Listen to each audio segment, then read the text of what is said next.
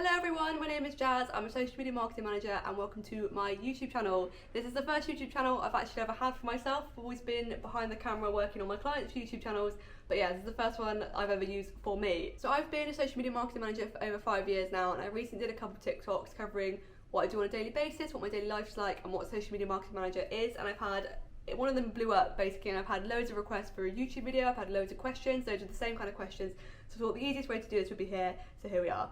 If there's anything you want any more information on, any more questions you want to ask, anything you want any more clarification on, I'll leave my Instagram down below.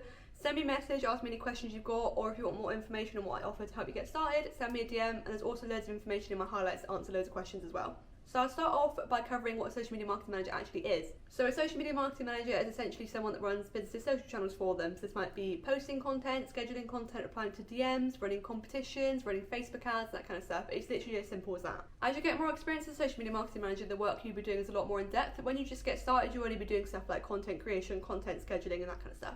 So I posted a story on my Instagram the other day asking people to ask me any questions they had about getting started, but I'll run through some of the most common questions I get asked first. So how did I get started with social media marketing? So I got started when I was around 15 or 16, back when Tumblr was a big thing, and some guy contacted me and asked me to run his Tumblr page for one of his skate clothing brands, and I said yeah. I just really enjoyed doing it. I didn't actually realise it was a job title or a role that people could charge for. So as soon as I realised that, I basically started offering my social media marketing services to small businesses in my area, to local businesses, that kind of stuff. And basically just doing it for really cheap or for free. And then as soon as I started building up some experience and confidence, I used my testimonials and kind of my experience from that to start landing bigger clients. So basically I just started working with really small clients for cheap or for free, so there was no pressure on me at all. I just built my experience up to then work with bigger clients.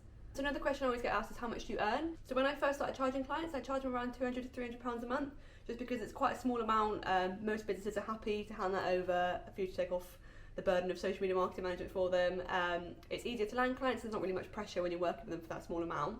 So even though it sounds like a really small amount, so working for like £200 to £300 a month, I'd only spend like 2 to 3 hours a week on each client, which means I could work with 6 to 10 of these clients. So even though you're working with clients with little experience, little pressure, and you're not actually doing that much for them, you can still turn that into a really good income just by working with a lot of them.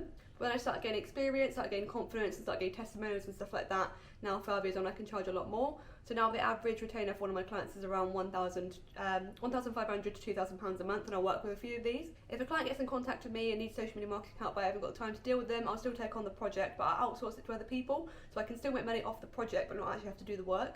And then the last question I always get asked is, how should I get started? So the most important thing when getting started as a social media marketing manager is picking a niche. So pick a niche in something you're passionate about and something you're knowledgeable in. This is going to help you cut out so much of your potential competition, because there are a lot of social media marketing agencies out there. But if you've got one specific niche in one specific area and one specific client base that you target, it's going to make it so much easier to land them, because you're already going to know their pain points, their customer base, all about their product. So they're going to be way more likely to go with you who focuses in their niche than just a general agency, even if that general agency is bigger with more experience. So pick a niche, make an Instagram page for it, make a website for it, make a Facebook page for it, make a LinkedIn for it, whatever, and then start reaching out to local businesses, small businesses, independent businesses, and offering your services. Make sure that your Instagram content, your Facebook content, your LinkedIn content, whatever it is, speaks to them, shows your knowledge to them, shows that you understand their pain points and what they want from social media marketing, and then you can start reaching out to them.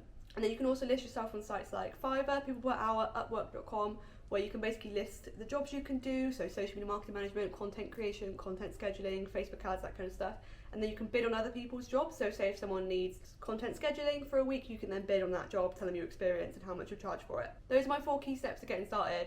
So pick a niche, find somewhere to advertise it, whether it's LinkedIn, Facebook, a website, Instagram, whatever. Reach out to businesses within your niche, and then list yourself on sites like People Per Hour, Fiverr, and Upwork as well. So now I'm just going to run through some of the questions that people have asked me on my Instagram stories or comment on my TikToks. So Molly asked, how do I even start? Do I need another account? How do I reach out to businesses? So you don't need to make another Instagram account, but you might find it beneficial if you want to keep your account personal, or you've got loads of personal content on there that might not be appropriate for clients to see. So you can either turn your current Instagram account into your social media marketing agency, kind of keep a bit of personal content on there as well, but post loads of stuff about social media marketing, or you can make a completely new page for it and have it as an agency branding.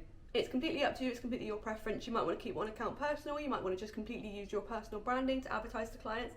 And this is definitely beneficial if you've already posted a lot about your niche on there. So for example, you might wish to use your current Instagram page if you're trying to target businesses that sell makeup, and if your Instagram page shows you're really good at makeup, passionate about it, and you know a lot about it, you're going to benefit from using that page to reach out to people. Whereas if you want to target restaurants and your Instagram page is just loads of selfies of yourself, that's probably not going to be very impressive. So you might wish to make a new Instagram page and have it as an agency branding.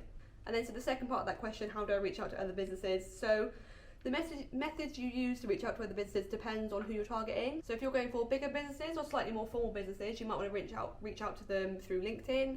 If it's smaller independent businesses, Instagram will probably be best. So you just want to think about where your potential client is going to be, what sites they're going to be on, and target them through that, whether it's LinkedIn, Facebook, whether it's sending them an email, that kind of stuff. And there's a question from Brooke. She asked, have you ever worked abroad? If so, how did you get into it? So I've worked abroad a lot, but mainly because I've been able to travel whilst I'm working, so I can basically just go to whatever country I want as long as I haven't got any meetings in the UK. But I've also had clients in Dubai, so basically one of my clients was a restaurant owner, and they opened up a franchise in Dubai, so I was then paid to travel for work, so they paid for my flights, my hotel, my expenses whilst I was over there, and then paid me for my time whilst I was working there. So there's two parts of travelling whilst you're a social media marketing manager, I guess. So you can either travel whilst you're working, or you can have clients that are paid to travel and work for them. So there's no set way you can kind of target clients that are going to pay to travel. Ones that maybe have businesses in certain locations, so if they've got UK businesses and UK shops and restaurants or whatever, and then they have them overseas as well, but those clients can be slightly harder to land. If you did want to travel whilst working as a social media marketing manager, it's just to build up a sustainable client base and then just travel at the same time. And so a question from Caitlin said, what does your portfolio look like when you're pitching to new clients? I was thinking about marketing. My job was very little marketing in it, very small scale, but I managed to boost my company's Twitter following with a campaign, etc. After seeing a TikTok that kind of sealed the deal for me. Thanks, girl. Just realised I probably spam you. Lol. So my portfolio, when I'm pitching to clients, it's not, I think a lot of people think you have to give them kind of like a book or a website or something that's got loads of information in it, but not necessarily. I think if you're showing previous work to clients or they ask for it, you can include screenshots of metrics, of Facebook ad results, of posts you've done, of images you've done, copy you've written and stuff like that, and you can tailor it to each client. So if I put a website together with all of my previous experience, it wouldn't be relevant to every single client. So you want to look through not who their competitors are, but who similar brands to them are, and then work that would impress them and work that would kind of carry across to the work you'd be doing for them. So that's what I put together, and either put it together as a Google Drive file or as a nice folder, or even as a presentation, that kind of stuff. It doesn't necessarily have to be a big website or anything that you put together to showcase all your work. And I don't even actually find clients ask for this very often anyway. So in the second part of this question, Caitlin said she's currently doing a little bit of social media marketing management for the business she works for at the moment, so working on their Twitter. I know this is the same for a lot of people, and I cannot stress this enough. If you're currently working for a business, whether it's a small business or whatever, and you have the opportunity to do a little bit of social media marketing management for them, or you do it at the moment, take a screenshot of every single positive analytic you get, every bit of content you're proud of, every bit of good engagement, every post that you're proud of that did really well. Take screenshots of this, because you can use it in the future to put in a testimonials highlight, to put in a previous work highlight, or even to show to clients. And if you're in a job at the moment where you have the position to do their social media marketing, maybe they don't do it already, maybe they need some help, do that as well, because that's such valuable experience that you can use whilst you're getting paid to then go self-employed or then land a job in a bigger agency. And then so I've got this question a lot. I'm 15, is that too young to start? I'm 16, can I start at the age of 17, whatever. You can get started whenever you feel ready, whenever you feel confident. If you're 13, 14 years old and you kind of want to get started in it, you're not comfortable pitching to clients, you feel nervous, don't put yourself under unnecessary pressure. Don't go in pitching to businesses and offering to run their social media if it makes you nervous, if you don't think you can do it. Use this time to experiment with your own page, get online free qualifications, read up about it, research into it, and then when you feel confident, when you feel comfortable, you can then start pitching to clients. But there's no set age you can start, there's no you have to be over the age of 16 to do it, you can do it whenever, it's just about when you feel comfortable. But if you feel ready to get started into it but you're still quite young, offer to do it for free for friends' businesses, family businesses, small businesses in your local area, whatever. Just start off small, and then as you get more confident, as you get some testimonials, start scaling and charging clients. So I've got a couple of questions from a girl called Ellie. So the first one is it best to work off an hourly rate or a package rate when you start off? This is a really good question. When I work with clients when I'm not sure how much work needs to be done, or if it's a one-off project, I have worked on an hourly rate. If you are working on an hourly rate, it's super important to keep a timesheet of every little thing you do. I cannot stress this enough. Don't think, oh, I spent an hour here, an hour there, I'll remember it. You won't. I literally cannot stress enough, you won't. Make a timesheet, a place where you and the client can see it. Keep track of every single little thing you've done, and it's really important for the client to see it as well, so they can see how many hours you're doing, how much money they're going to be spending essentially. I'll normally do this on a Google Sheet and put it in the same place that they'll have their content calendar, and I'll break down every little bit into 15-minute intervals. And then if it's going to be a lot of work with a client or it's going to be monthly recurring work, I'll always do it on a package. I always recommend working on a package basis with clients just because it's a lot more sustainable and you know exactly what work you're having coming in. But if it's a smaller job or they're not sure how much work it's going to be, yeah, definitely recommend work on an hourly basis. And then when you're working on an hourly basis, you should just give them a rough amount of hours that it will be between and then keep track of it as you go. If you're working on a package basis, work out roughly how many hours it's going to be, any expenses that will be included, so travelling to get content, any software, like Hootsuite, Canva Premium, anything like that. Work out how much that's going to cost and include that into the package. So work out your hourly rate and then times that by however many hours you think it'll be a month, add in any software expenses, whatever, and then you've got packages to go from there. If you're building packages for a client and you're not sure what to price yourself, you're not sure what their budget is, you don't want to price yourself too low, you're not sure how many hours to include, whatever, literally the best thing I can recommend is build 4 packages, like roughly depending on what the client's budget is and how big they're going to be, but normally I'd start with $250 a month, $500 a month, $750 a month, and then maybe £1,000 a month if they've got a bigger budget. That way you're going to offer them something that fits in with their budget, no matter what their budget is. You're not going to scare them off by setting their price that's too high, and you're also not going to risk underselling yourself, so that you go with packages and then you're definitely going to find something that suits them. And then another really good one for Ellie, I'm going to say this every single question, how can you create content for brands if they're not local? So this is a really good question. Yeah. So if I'm working with a brand that's not local but I need to create content for them, I'll probably go and visit them at least once every few months depending on what their budget is, and just try and get like as much content as I can every time I see them. So if you're going to visit a client that's far away and you need to get content for them, list down every single shot you want to get in different locations, different products, with different people, whatever. Make a mood board for it, get inspiration from other people in the industry. I cannot stress this enough. If you go there with just kind of like some rough ideas in mind, you're going to end up with 200 pictures, but from those you're only going to have 4 different ones to choose from, and you're going to have 4 days worth of content. You want literally individual lists of completely different images you can use, otherwise you're going to end up with not enough content at all. And I've learned this over the years because I've done this so many times. If the client's too far away and you cannot visit them at all, you can hire photographers that are local to them to get content and give them a list of shot ideas that you want. Alternatively, if the client hasn't got a budget for that, you can't visit them and you can't get a photographer, the best thing you can do is encourage user-generated content. So what user-generated content is basically their customers taking pictures of their product, their services, their location, whatever it is, and then posting it onto their own social media channels. So what you can do is you can run a competition to encourage them to post pictures of the whatever it is that your client offers and tag them, and then you can basically use their customers' content. You can also do a similar kind of thing but get an influencer to visit so you can get their content as well. So yeah, literally if they're in a completely different country or you can't visit them for whatever reason, whatever, get a photographer to go and visit them and give them a shot list. Encourage user-generated content, or just get influencers to visit and get content from them. And the last one from Ellie, which is another good question, if you have to travel for work, does your client pay for your fees on top of your rate? So depending on the agreement I've got with the client, if we're working on a package budget, normally I'll include my fees in that, so any expenses for like scheduled travelling or meetings that got arranged. If it's a client with a really big budget and I have to meet them a lot or go for meetings with them or content shoots a lot, then I'll charge them expenses on top of that. It basically depends on the client's budget, what I've got to agree with them, what I know their budget is. If it's a smaller client with a smaller budget, I'll make sure that my package includes any expenses or travelling. If it's a bigger client and I'm travelling a lot for them, then we'll agree before we even go ahead that all of my expenses will be billed to them. So Clara asked, can you give an example of what you would email a brand that you want to work for? So when I first started writing my course, I bought a lot of other ebooks, courses, templates, loads of other stuff just to see what was on the market, what information people were selling, what information people were giving out. And I've bought templates for cold outreach to clients or email outreach to potential clients, and the template that I use, honestly, it's worked for me, it always works for me, and I've never found anything better really than it. I'll run through it now, but this is literally the best thing that I've ever found that worked. So however you're messaging the client, whether it's email, DM, LinkedIn, Facebook, however you're pitching, so you want to include a couple of sentences about who you are, keep it relevant, don't give them your life story, what you can do for them specifically, so why your experience and knowledge and passion is relevant to their products or their services, why you're an expert in their niche, so how you've been passionate about what they sell for a few years or their industry for a few years or whatever, specific things you'd work on, so go through their pages, don't spend too much time on this, and you don't want to make it too specific, otherwise they'll think they could do it themselves, but just a couple brief bullet points on things you'd include on. So say for example if they haven't got Instagram shop set up, or they're not making use of their Facebook page, or they're not posting enough, they're not using stories, just list a couple of things like that you'd work on and why they're important. And then once you've sold them the information, you've sold them on what you can do, and you've kind of hyped yourself up, then you want to include an offer. So after they're like, oh yeah, we need this person, then you go in, oh, but I'll give you your first week for free. I'll give you your first month for half off. Then finish it off with the CTA. It's probably the most important bit. So tell them to either get back to you on email, phone, Zoom, Instagram, whatever. Give them a way to contact you, so give them a next step.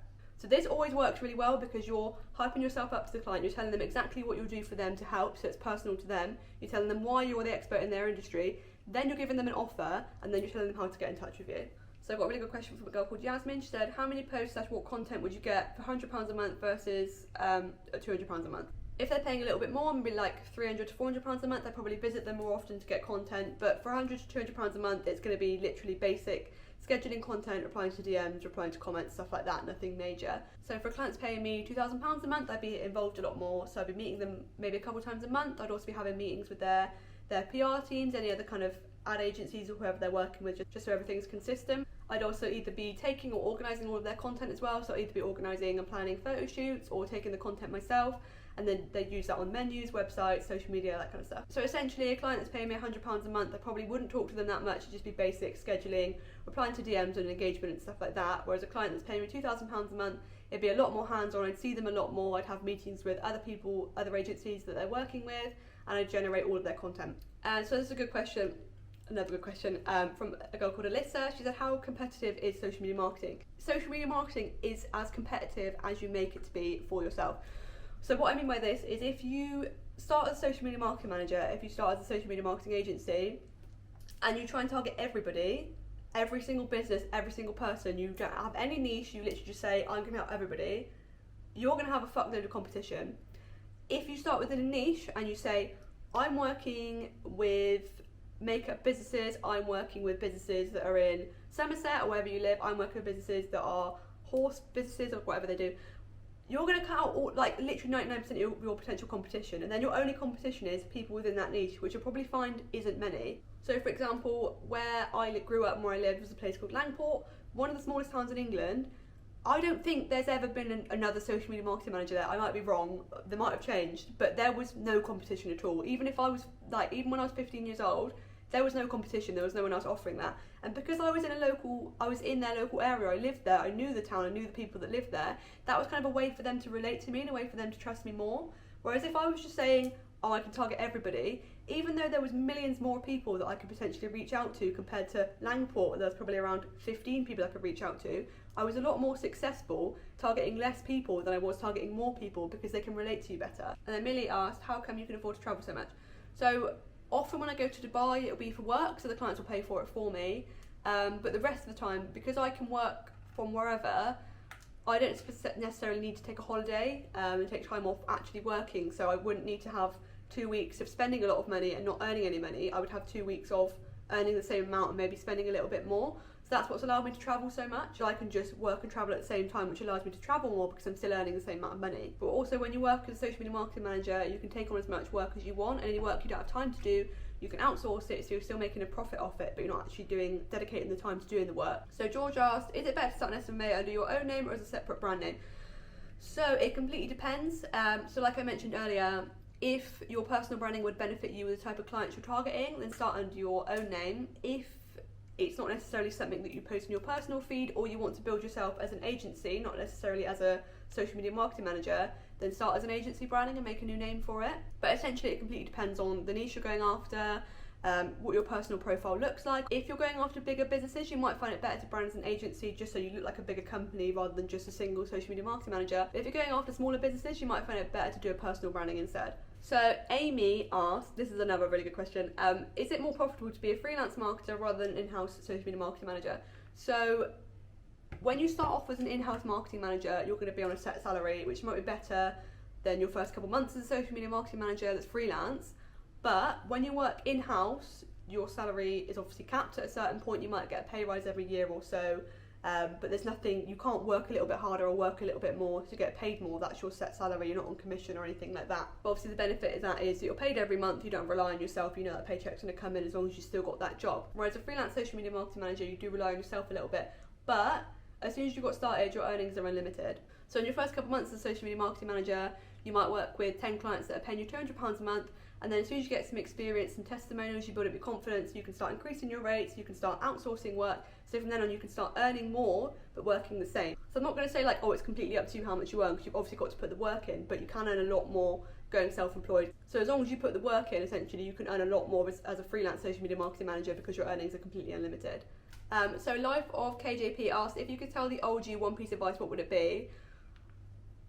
I found an email that I sent my old boss the other day. It's from about 5 years ago. This is the last full-time job I had as an agency, and I had a really old classic car that I loved, and it was winter and the locks freezed on, and I couldn't get into my car. And I used to leave for work at 5:30 in the morning, because I go to the gym and then go to work, and I get back around 6 or 7 about 6:30, 7ish in the evening. And I couldn't go to the gym, obviously. I've been up really early trying to unfreeze my car, and I emailed profusely apologising. Like, I was like devastated, and the whole email was like, I'm so sorry, just tried to call, it's going to voicemail, my car's locked on, I'm so stressed, like I can't get into my car, I'm gonna have to try and borrow a car to get to work. I had to be there by 8:30, and the email said, I'm gonna be there by 8:40, I'm so sorry. I was gonna be 10 minutes late. And that's how scared I was of my boss. That was the kind of message I was sending. Like, literally, like, I would have been so stressed because I was so scared of this man getting in trouble for being 10 minutes late. I would always work an hour, 2 hours after I had to finish every evening, after what I was getting paid for. But the thought of being 10 minutes late to me scared the shit out of me. If someone tried to hold that kind of fear or power against me now, I would tell them to fuck off. If a client tried to put that kind of fear on me, I would tell them to fuck off. I literally wish I could tell myself then, I can't even remember how old I was, probably like 17, 18. I wish I'd go back in time and tell myself to get the fuck over myself. The only power people have against you is the power you let them have against you. If someone thinks they can control you, manipulate you, they will. So the one piece of advice I would tell myself when I was younger is don't take any fucking shit, because I am so much better off than I could ever even imagine myself being. And after I handed in my notice, he told me I would never ever do better than I was doing there. I'd never make any money. I'd never make any money as a self-employed social media marketing manager. There was no work out there, whatever. I probably earn more money than he does now. Even now, if I'm working with a client that thinks it's gonna be very, very difficult, I'll pass on the work to someone else, or if they're really difficult, I won't work with them. It's literally that fucking simple. So that's what I'd say to my younger self: don't take any fucking shit from anybody. Anyway, a girl called Abby asked, do you know any courses that you recommend for help with social media marketing? I do. So a lot of you may know, if you come from my Instagram, I wrote a course on social media marketing a couple years ago. I literally spent over a year writing it. I gave up my evenings for a whole year. It is literally everything I've learned over the last 5 years. Every proposal template, every audit template, every content calendar, every Facebook ads method, every social media site, how I've shown ROI, how I've outsourced work, how I've got everything, literally everything. I cannot stress this enough. And if you get the course and you feel like there's something that you want more information on that I haven't covered, I will update the course whenever for free. Like, once you buy it, you get lifetime access. Obviously, I really recommend the course. I know it's helped so many people. I know so many people have landed thousands of pounds worth of clients from it. I know it works because it's everything I've done over the last 5 years. If you see the curriculum for this course, you'll see, like, I don't know if you would see that, though, there is so much in there. It's building a brand. There's like 10 different lectures on how to build a brand, how to land clients, software to use, your services, billing and pricing, setting up your website, setting up your domain name, setting up your email address, finding your niche and expertise, your branding, keeping brand consistency, and then building a client base. So 10 different ways to land clients in there, 10 different ways to land clients, and then a checklist you can do every day to pitch to clients, and then acquiring clients.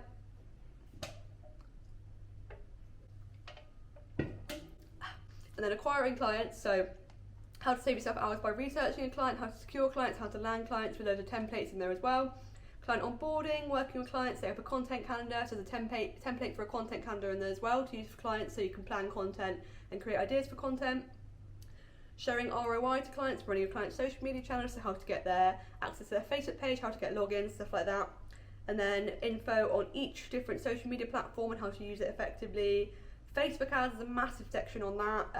Templates for how to use it, how to set it up, how to create ads, the best way to create ads, how to target, stuff like that.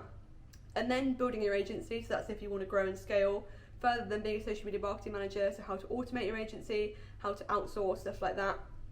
There is so much in there, and if you feel like something I haven't covered, I would add a section, and if a new social media site comes out, I'll add a new section on it. So once you pay for it once, you get complete lifetime access. So yeah, I obviously really recommend my course. If you want some more information on it, I'll put my Instagram down below, send me a message and I can answer any of your questions that you have, or I can get you set up. And then a question from I'm Not Taylor, so I don't know who you are. Taylor maybe? Hello Taylor.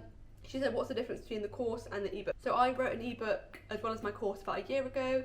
I just wanted something that was a bit of a different price point, so if people couldn't afford the course, there was something out that they could also do to get started. So it is for beginners, but it does include everything you need to land clients. So it's not like you read the ebook and then get halfway there. It is literally everything you need to start pitching and landing clients. But my course is about 50 lectures and literally includes billing, pricing, invoicing, templates, everything like that. The ebook is around 40 pages and includes how to set up your branding, services you can offer to clients, how to start pitching to clients, like 10 different ways you can land clients, and Facebook ads as well. It doesn't go into as much depth as the course does, obviously, because it's a shorter ebook, but it's a lot cheaper than the course. I definitely recommend the ebook if you want to start social media marketing as a side hustle, or you kind of want to dip your toes in, start landing clients, or maybe you don't have the budget for the course. But if you know social media marketing is what you want to do, you want to start landing clients tomorrow, you want to turn this into your full-time income, you want to build your agency and scale it so you can grow passive income, then definitely recommend the course. But yeah, if you want more information on either my course or my ebook, I'll put the link from Instagram below. Send me a message and I'll send you information on either. The course has a payment plan as well, so even if you can't afford the one-off payment, you can get instant access straight away and split the cost over 3 months.